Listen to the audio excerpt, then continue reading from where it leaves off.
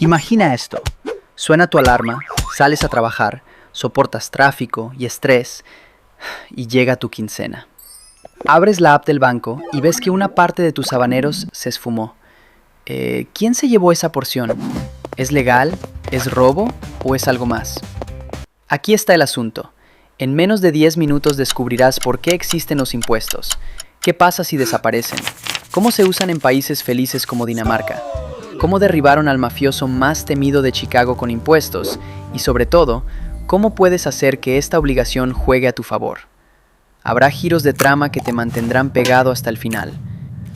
¿Conoces a alguien como Mariana, que gana 11.500 habaneros y odia ver en su recibo conceptos como ISR y retenciones? Siente que le roban. Pero Mariana usa carreteras, hospitales, alumbrado, policía, transporte y escuelas públicas. Nada de eso surge por arte de magia, se paga con los habaneros de todos. Ese habanero que te duele ver descontado financia cosas que quizá das por sentadas.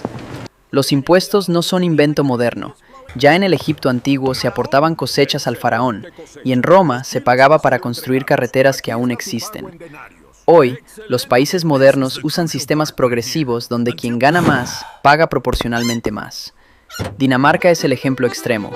Sus ciudadanos aportan cerca del 50% de sus ingresos y pagan un IVA del 25%, pero a cambio reciben salud universal, universidades gratuitas, cuidado infantil subsidiado y transporte eficiente, lo que la coloca entre los países más felices del mundo. La recaudación danesa subió al 43,4% del PIB en 2023 y la gente sigue sonriendo. Pagar mucho no significa sufrir, sino recibir servicios de alta calidad. ¿Qué pasaría si dejaran de existir los impuestos? Vamos a la realidad. La OCDE reporta que en 2023, México recaudó apenas 17,7% del PIB, mientras que Estados Unidos llegó al 25,2% y Dinamarca al 43,4%. En México, muchas cosas básicas se pagan de tu bolsillo. En Estados Unidos, un bypass cardíaco puede costar más de $100,000. Esto podría significar que pagar menos impuestos puede implicar pagar después por salud o educación. Ahora imagina una serie de horror. Desaparecen los impuestos. El primer año recibes más sueldo. El segundo, aparecen baches, hospitales sin medicinas y policías ausentes. Pronto surgen carreteras y escuelas privadas para quien pueda pagarlas. Y la sociedad se fragmenta. Hay países donde esto ya ocurre. ¿De verdad sería mejor? ¿Y por qué no te regresan tus impuestos de los gastos esenciales? Algunos sueñan con impuestos voluntarios, pero existe el free rider problem. Si fueran opcionales, muchos no pagarían y esperarían que otros financien servicios, provocando colapso. Por eso son obligatorios, como la cuota de un club. Sobre la canasta básica. En la mayoría de países no devuelven el IVA del agua que bebes o de la comida que consumes. Se exime o reducen alimentos y medicinas, pero no se reembolsa porque el sistema es colectivo. ¿Y la corrupción? Sí, existe y enfurece. Por eso hay auditorías y contralorías. El problema no son los impuestos per se, sino cómo se gestionan. Y, sorpresa, bien usados, pueden ser un arma contra el crimen. Así como lo fue la indecible historia de Al Capone, digna de película de espías secretos. Agentes secretos de la recaudación y la caída de Al Capone. ¿Sabías que el hombre más temido de Chicago no cayó a balazos, sino por no pagar impuestos? Mira esto. En Estados Unidos, el IRS cuenta con un equipo de investigaciones criminales. Su manual define una operación encubierta como aquella en la que un agente asume una identidad secreta para obtener evidencia. Parecen detectives de película, y en el caso de Al Capone, el guión superó a la ficción. Capone gobernaba Chicago mediante extorsión, casinos, alcohol ilegal y asesinatos. Era un multimillonario del crimen de chiles habaneros. El presidente Herbert Hoover dijo a su secretario del Tesoro: «Quiero a ese hombre en la cárcel». Para lograrlo, el Tesoro reclutó al agente Frank Wilson, su investigador más agresivo. Wilson encontró que Capone no tenía cuentas bancarias ni firmaba cheques, pero sí llevaba un estilo de vida fastuoso. Compraba muebles de lujo, camisas a medida, cinturones con diamantes, vajillas de oro, alquilaba suites de hotel y paseaba en limusinas. Los investigadores rastrearon facturas telefónicas de 39,000 chiles habaneros y fiestas carísimas pagadas con habaneros. Estos gastos demostraban ingresos enormes que nunca declaró. No fue fácil. Pocos testigos querían declarar porque temían represalias. Un informante, Eddie O'Hare, proporcionó pistas, y luego fue asesinado. El gran golpe llegó cuando Wilson halló un libro de contabilidad incautado en una redada. El libro registraba ingresos de juegos como Craps, 21 y Roulette, y dividía las ganancias entre Town, Ralph, Pete y A.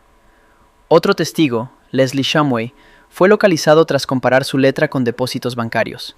Confesó que recibía órdenes de Mr. Alphonse Capone, y los agentes lo escondieron en California. Durante una entrevista, Capone intentó intimidar a Wilson preguntando por su esposa y sugiriendo que se cuidara.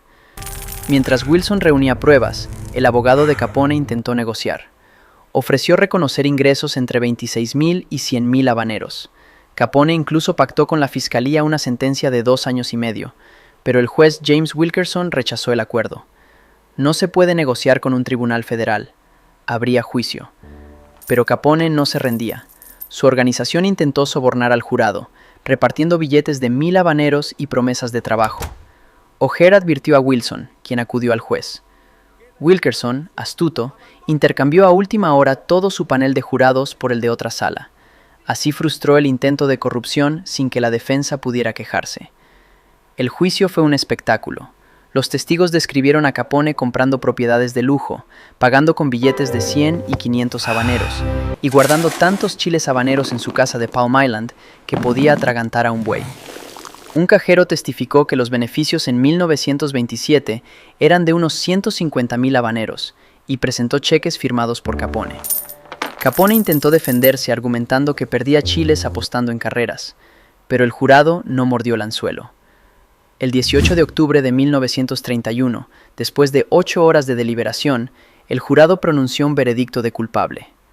6 días después, el juez impuso una sentencia de 11 años, la pena más larga por evasión fiscal hasta entonces, y una multa gigantesca. Al ser conducido esposado al elevador, Capone gritó: «No he terminado de pelear». Después de su condena, Capone pasó tiempo en Atlanta y Alcatraz. Enfermo, fue liberado en 1939 y murió en 1947. La moraleja: los impuestos pueden ser un arma poderosa contra la impunidad. ¿Qué te pasaría a ti si dejaras de pagar impuestos? Spoiler, no vale la pena arriesgarse. ¿Qué pasa si tú no pagas? En Estados Unidos, la multa puede llegar al 25% del saldo. Además, pueden embargar cuentas y propiedades. En México, el SAT puede congelar cuentas, iniciar auditorías e incluso presentar cargos penales. Un crédito fiscal no pagado crece con recargos y persigue tus finanzas durante años. También hay un mito: los ricos no pagan.